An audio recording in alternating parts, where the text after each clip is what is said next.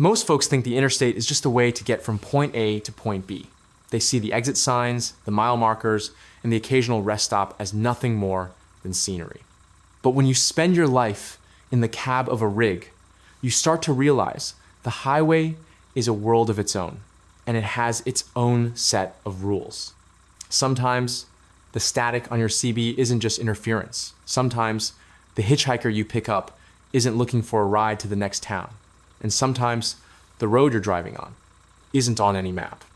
Good evening, I'm your host, Midnight Rider, and tonight on Channel 19 Mysteries, we're diving into the mysterious legends of the American highway. We've got stories of phantom convoys in the desert, a hitchhiker who won't leave the Cascades, and a truck stop that harvests more than just your fuel money. If you're a fan of these tales from the blacktop, do me a favor. Hit that like button, subscribe to the channel so you never miss a haul, and drop a comment below if you've ever seen something out there that you just couldn't explain. Now, let's get into tonight's stories.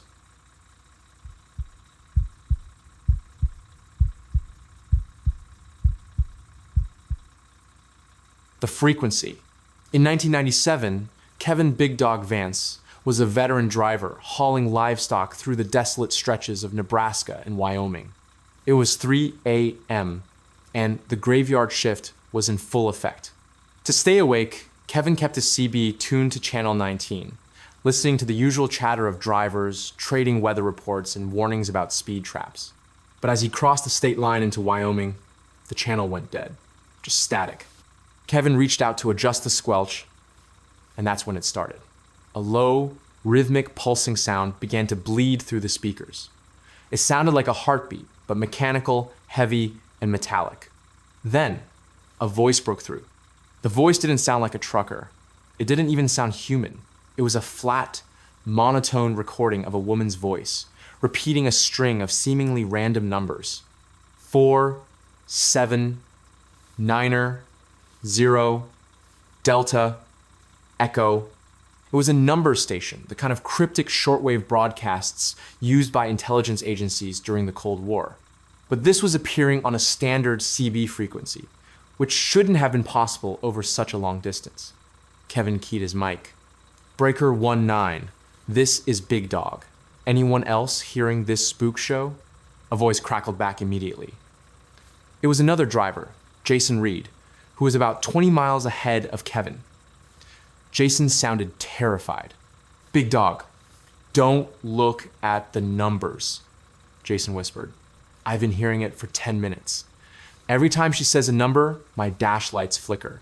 And Kevin, there's a blacked out rig sitting on the shoulder every 5 miles. No lights, no driver, just sitting there.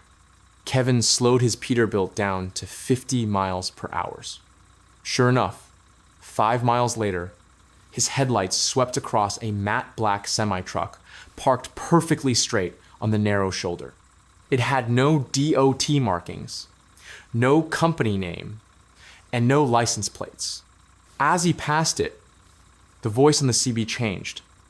It stopped the numbers and said one word. Immediately, Kevin's truck lost all power. His engine died, his headlights cut out, and he was rolling in total darkness at highway speeds. He muscled the steering wheel, trying to keep the rig on the road, finally coming to a stop just a few yards behind another blacked out truck. Kevin sat in his cab, heart hammering against his ribs. He grabbed his heavy mag light and shined it toward the truck in front of him. The trailer of the black truck was seamless. No hinges, no latches. It looked like it had been molded out of a single piece of dark composite material. Then he saw the driver of the black truck, or rather, he saw the silhouette. The figure in the cab was sitting perfectly still. It was too tall. Its head nearly touched the roof of the sleeper, and it was wearing what looked like a vintage high-altitude flight suit, complete with a glass-fronted helmet. It didn't turn to look at Kevin. It just stared straight ahead into the darkness. Suddenly, the CB burst into life with a deafening screech of feedback. The woman's voice returned, screaming the numbers now, faster and faster. The black truck in front of Kevin began to move, but it didn't accelerate like a normal semi. It surged forward with a high-pitched whine, hitting incredible speeds within seconds. As it moved, a faint blue glow began to emanate from the wheels. Kevin watched in total silence as the truck and the three others parked further down the road simply vanished into the horizon, leaving behind nothing but the smell of ozone and burnt hair. When Kevin's power finally returned, he didn't wait. He drove straight to the next truck stop in Cheyenne. There, he found Jason Reed and three other drivers sitting in the diner, white-faced and trembling. They had all seen them. They had all heard the signal. The midnight signal was reported dozens of times between 1997 and 1999 along the I-80 corridor. Most people dismissed it as a prank or highway hypnosis, but the FCC eventually launched a quiet investigation into unauthorized high-power transmissions in the area. They found nothing. No rogue transmitters, no black trucks. But if you talk to the old-timers who drove those years, they'll tell you, if the CB goes silent and you hear the heartbeat, don't pull over. Just keep driving.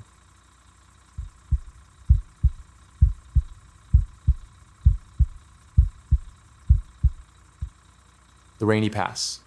In October of 2003, Davy Miller was hauling a load of timber through the Cascade Mountains in Washington state.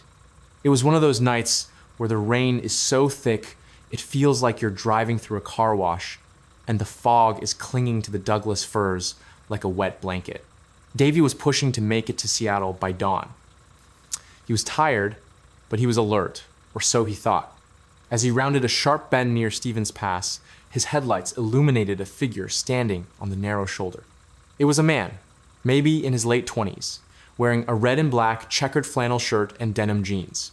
He wasn't wearing a jacket, despite the freezing rain. He wasn't holding a thumb out. He was just standing there, looking down at his feet.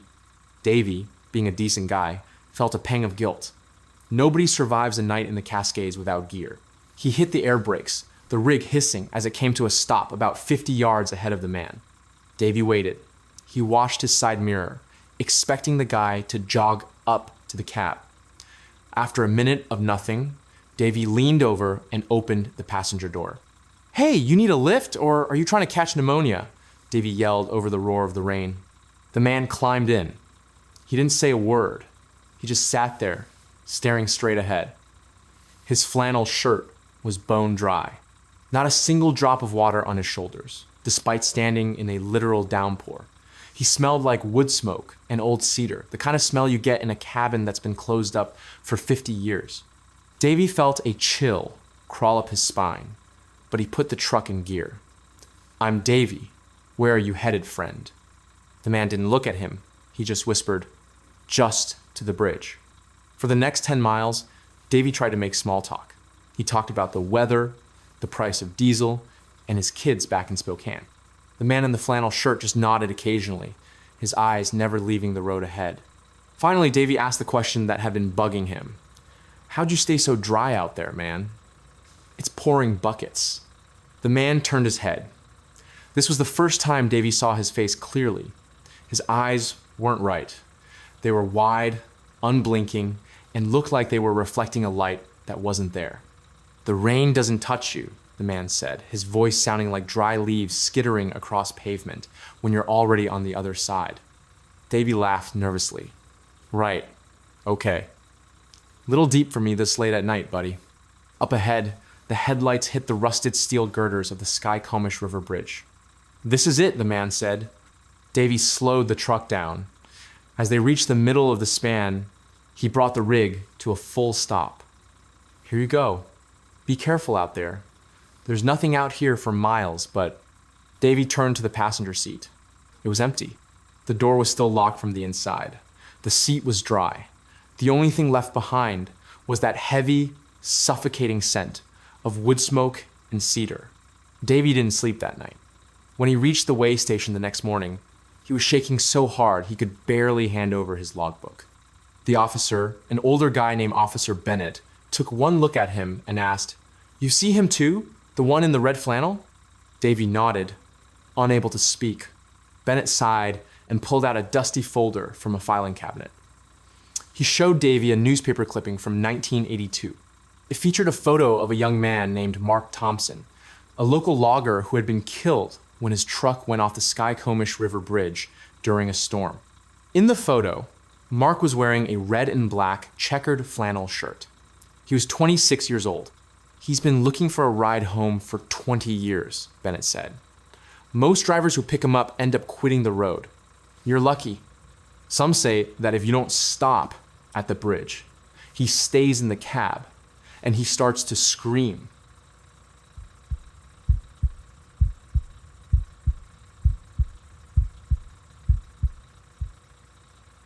The dead zone. In August of 1985, Christopher Topher Moore was a 32-year-old independent trucker hauling a load of electronics from Salt Lake City to Los Angeles. He was driving a stretch of Highway 50, often called the loneliest road in America, where the temperature was pushing 110 degrees and the asphalt looked like it was melting.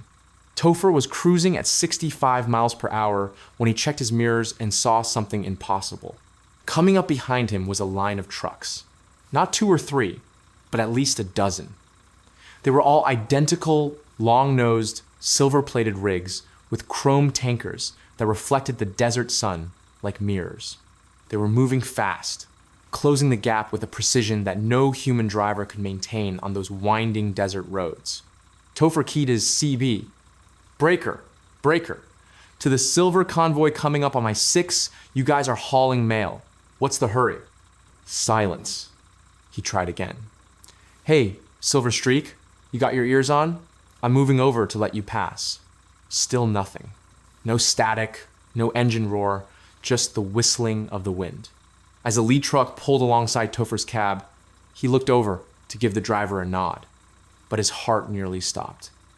The cab of the silver truck was completely empty. There was no driver, no passenger, not even a steering wheel. The interior was just a smooth, featureless block of matte black material. The trucks didn't just pass him, they surrounded him. 4 in front, 4 behind, and 4 flanking him on the left. Topher was trapped in a chrome box, moving at nearly 90 miles per hour. He tried to slam on his brakes, but his pedal went to the floor with 0 resistance. His steering wheel locked in place. He was no longer driving his rig. The convoy was towing him using some kind of invisible force. He looked at the tanker of the truck to his left.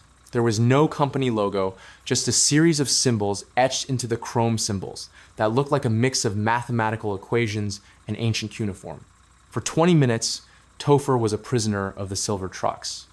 They sped through the desert, bypassing towns and intersections as if they weren't even there. Then, up ahead, Topher saw a massive wall of shimmering heat haze, a super mirage that looked like a lake of silver oil across the highway. The lead truck hit the haze and simply dissolved. Not like it drove into fog, but like it was being erased from the bottom up. One by one, the silver tankers vanished into the heat. As Topher's own rig reached the edge of the haze, his steering wheel suddenly snapped back to life.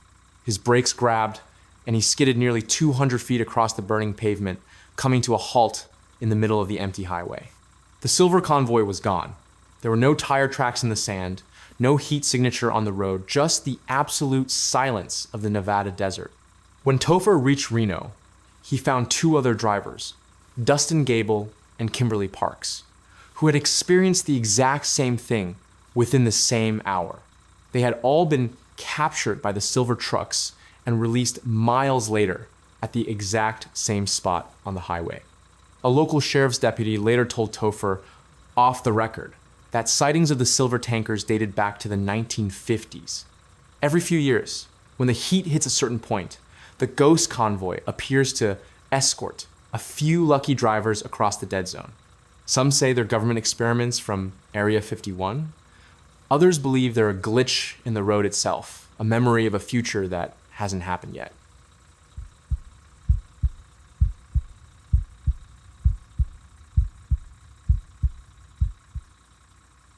The shortcut. In the summer of 2005, Ryan Ryder Brooks was a 31-year-old owner-operator with a deadline that was rapidly becoming impossible.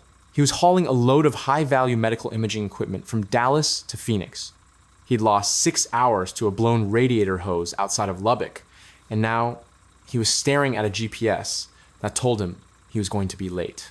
In the trucking world, late means unpaid. Around 11 p.m., just past the town of Vaughn, New Mexico, Ryan pulled into a dilapidated fuel station. While he was cleaning his windshield, an old man in a grease-stained trucker hat approached him. "You look like a man in a hurry," the old man said. Ryan nodded, wiped his brow, and explained his situation. The old man pointed a crooked finger toward a narrow, paved road that branched off the main highway. "Take the 142 Alpha. It cuts right through the mesa. It'll shave 3 hours off your trip. But listen to me, once you're on it, do not use your high beams, no matter what." Ryan checked his modern GPS. The road wasn't there. He checked his paper atlas. Nothing. But he looked at the turnoff. And there it was, a perfectly paved, 2-lane blacktop disappearing into the desert.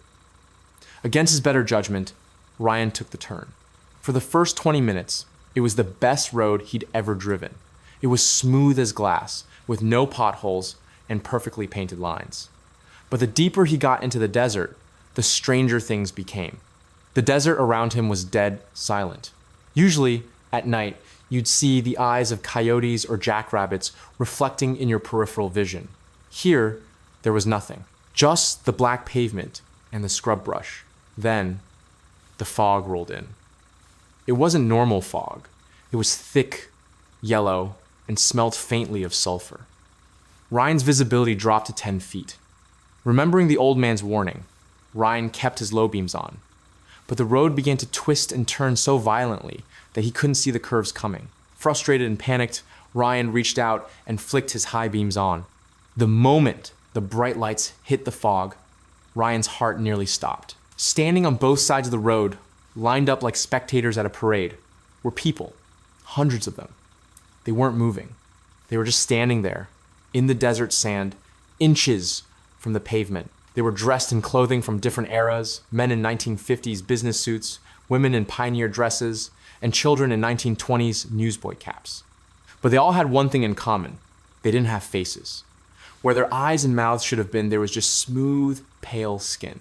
As Ryan's truck roared past, the people didn't turn their heads. Instead, they began to point. Every single one of them raised a hand and pointed further down the road toward a massive stone archway that had begun to materialize out of the sulfurous mist. Ryan tried to hit the brakes, but the truck wouldn't slow down. It felt like the pavement itself was moving, pulling his 18-wheeler toward the archway like a conveyor belt. As he got closer, he saw that the archway wasn't made of stone. It was made of rusted, intertwined truck parts, grills, bumpers, and twisted chassis from rigs that had disappeared decades ago. The faceless people began to walk toward the road now, closing the gap. They weren't running. They were gliding, their pointed fingers still aimed at his cab. Just as Ryan was about to hit the archway, his CB radio erupted. It wasn't static. It was a chorus of voices, hundreds of them, all screaming the same thing. "Stay in the light." Ryan realized the light they meant wasn't his high beams.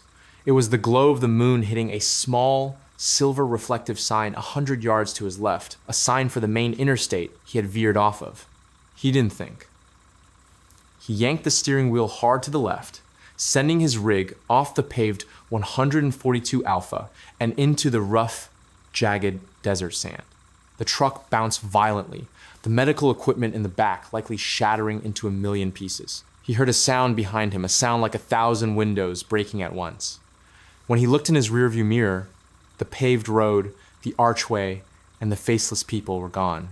He was just a man in a truck, sitting in the middle of a flat, empty desert 3 miles away from the actual highway. Ryan Brooks made it to Phoenix. He was late, his cargo was ruined, and his trucking career was effectively over. When he told the local sheriff about the 142 Alpha, the officer's face went pale.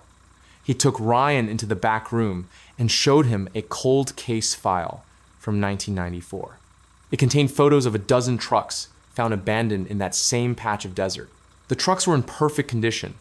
but the drivers were always missing. The only thing ever found in the cabs was a single checkered flannel shirt or a trucker hat, neatly folded on the driver's seat. Ryan never drove a truck again. He moved to the Midwest and took a job in a library somewhere with lots of people, lots of faces, and absolutely no shortcuts.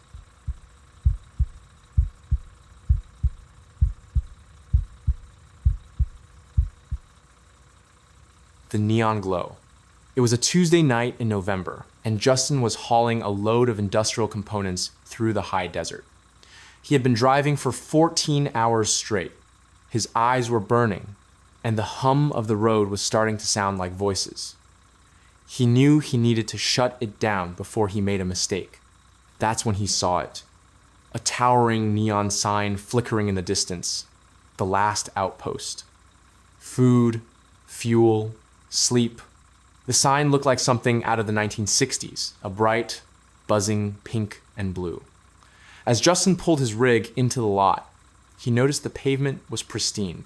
There wasn't a single oil stain or crack in the asphalt. Even stranger, there were about 20 other trucks parked in the lot, but every single one of them was an older model. Auto cars, Mac B models, and old cracker box Jimmys from the 50s and 60s. They were all spotless, looking like they had just rolled off the assembly line. Justin hopped out of his cab. The air was unnaturally still. No wind, no crickets, just the low, electric hum of the neon sign. He walked toward the diner, a classic chrome Silk City-style building. Inside, the atmosphere was thick with a smell of bacon and expensive pipe tobacco. Every booth was occupied by men in denim jackets and trucker caps, sitting in total silence. They weren't eating. They were just staring at their coffee cups. Justin sat at the counter. A waitress, a woman named Heather Miller with a 1950s beehive hairstyle, slid a cup of coffee toward him. "You're a long way from home, Justin," she said. Justin froze. He hadn't told her his name. He hadn't even looked at her yet. "How do you know who I am?" Heather didn't answer. She just pointed to a corkboard behind the counter labeled Drivers of the Month. Justin stood up, leaned over the counter, and felt the blood drain from his face. There, pinned to the board, were Polaroids of dozens of men. At the very end of the row was a photo of him.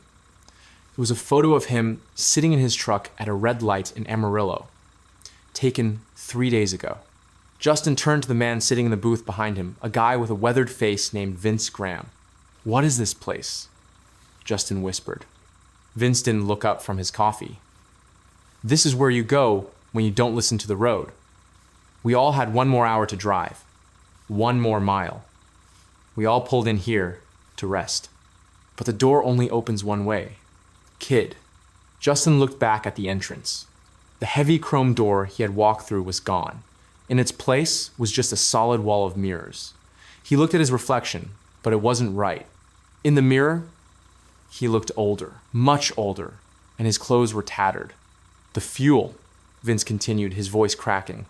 "Look at the fuel pumps." Justin looked through the diner window. The trucks in the lot weren't being fueled with diesel. There were thick black hoses running from the pumps into the driver's side doors. The pumps weren't feeding the trucks. They were draining something out of the cabs. Panic set in. Justin realized the last outpost wasn't a truck stop. It was a trap, a stationary predator that lured in exhausted drivers to harvest something. Their time? Their memories? He didn't want to find out. He grabbed a heavy glass sugar shaker from the counter and smashed it against the mirrored wall. The mirror didn't break. It rippled like water. "You can't leave until you pay the tab," Heather said, her voice now echoing with a metallic, multi-tonal quality. She reached under the counter and pulled out a heavy leather logbook. "Sign the book, Justin. Sign it, and you can rest forever." Justin didn't sign. He remembered something his grandfather, also a trucker, had told him. "If you're lost in the dark, find the rhythm." He started humming the rhythm of his engine, the 2,100 revolutions per minute's roar of his Cummins diesel. He closed his eyes and visualized his cab, He reached out into the empty air where he imagined his door handle to be. His fingers met cold metal. With a desperate yank, Justin felt the world shift. The smell of bacon was replaced by the smell of stale coffee and diesel exhaust. He opened his eyes and found himself sitting in the driver's seat of his own truck. He was parked on the shoulder of I-40, his engine idling. The last outpost was nowhere to be seen. In its place was just an empty, fenced-off lot containing the rusted-out remains of an old 1950s gas station that had burned down decades ago. Justin checked his logbook. There, on the page for that night, someone had written, in a cramped, shaky hand, "Tab, unpaid." He didn't wait. He threw the truck into gear and drove until the sun came up. When he finally stopped at a real, bustling truck stop in Oklahoma, he went to the bathroom to wash his face. When he looked in the mirror, he screamed. Pinned to the collar of his jacket was a small, brass Driver of the Month pin.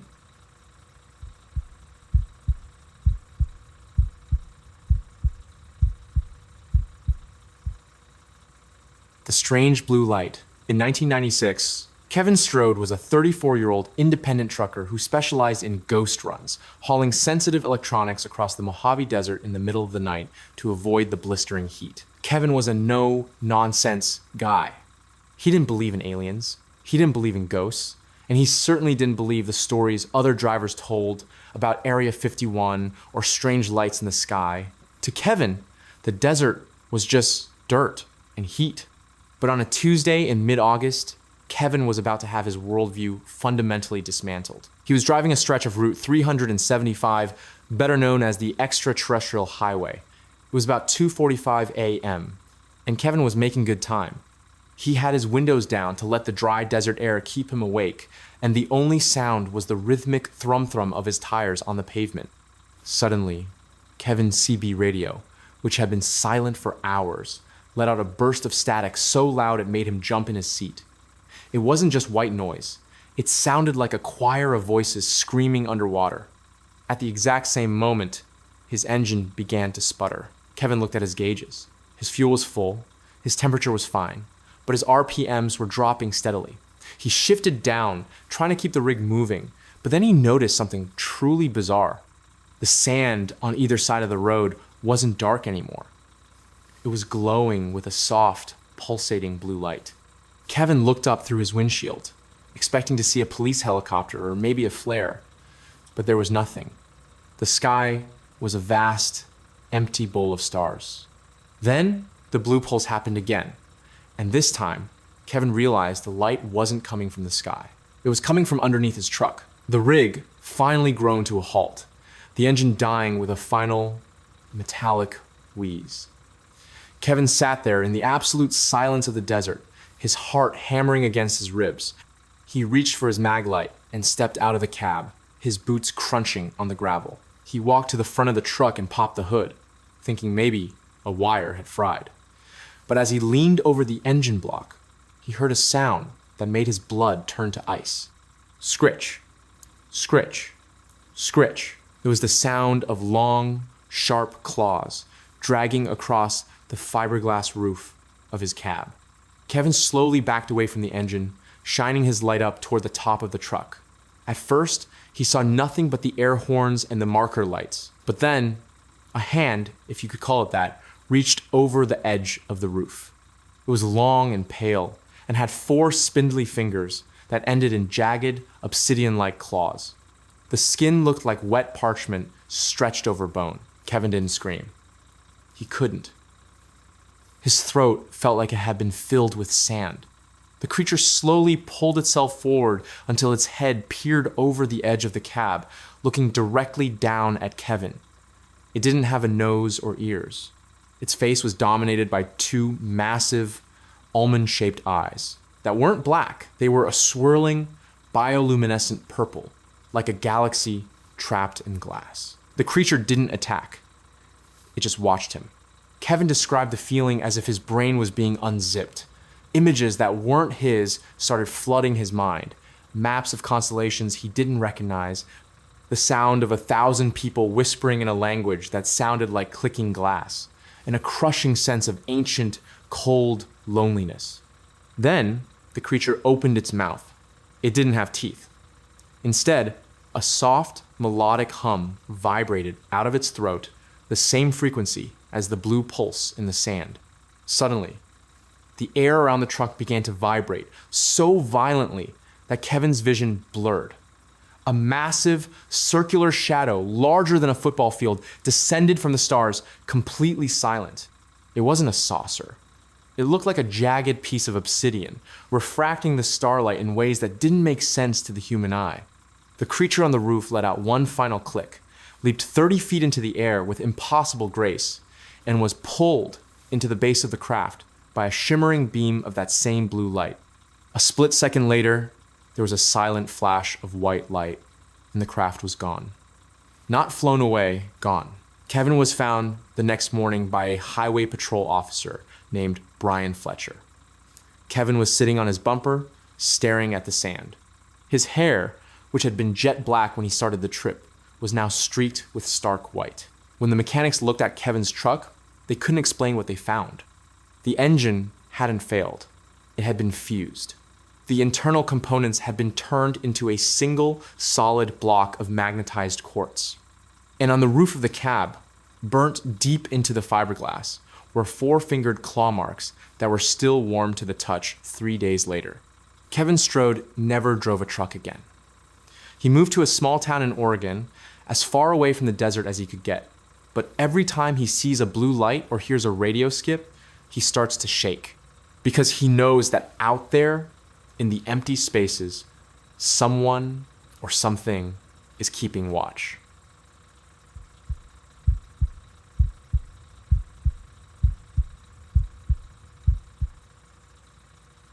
The 2 a.m. wall. In 1993, Jason Miller was a 34-year-old driver hauling a load of automotive parts from Indianapolis to Columbus. Now, Jason was an experienced night owl. He preferred the quiet of the midnight run, but on this particular Tuesday, he hit the wall. His eyes were heavy, the white lines on the road were starting to look like snakes, and he knew he needed to shut it down. About 20 miles west of Columbus, he saw the sign for a small, older rest area. It wasn't one of those big, modern travel plazas with a Starbucks and a food court. It was just a loop of pavement, a brick bathroom facility, and some picnic tables tucked under a grove of ancient, twisted oak trees. Jason pulled his rig into the far end of the lot, killed the engine, and climbed into his sleeper berth. He checked the locks, pulled the curtains shut, and was out cold within seconds. At exactly 3:14 a.m., Jason was jolted awake by a sound that every trucker fears. Knock. Knock. Knock. It was loud. It was deliberate. And it was coming from the passenger side door. Jason sat up, heart pounding. He assumed it was a highway patrolman or maybe another driver needing a jump. He pulled back the curtain just a crack and looked out. The lot was illuminated by a single, flickering yellow street lamp. His passenger side mirror was empty. There was nobody on the running board, nobody on the pavement. He looked toward the bathroom at the center of the lot, but the building was dark, the power seemingly out. He waited, holding his breath. Just as he started to think he dreamt it, the sound came again. But it wasn't a knock anymore. It was a scratching sound. It started at the bottom of the door and moved slowly up the metal, like someone was dragging a long, sharp fingernail across the paint. Jason grabbed his heavy mag light, and despite every instinct screaming at him to stay put, he rolled down the window just an inch. "Who's there?" he yelled. No answer. Only the sound of the wind whistling through those oak trees. Jason shined his light into the passenger side mirror. At first, he saw nothing but the side of his trailer. But then, the beam hit a figure standing directly behind his cab, right in the gap between the truck and the trailer. It was a woman. She was wearing a floral print dress that looked like it belonged in the 1970s, but it was tattered and caked in dried mud. Her hair was matted and hung over her face. She was standing perfectly still, her head tilted at an angle that looked physically impossible, almost 90 degrees to the side. Jason's breath hitched. He watched through the mirror as she slowly raised a hand. Her fingers were unnaturally long, and the skin was a bruised, translucent gray.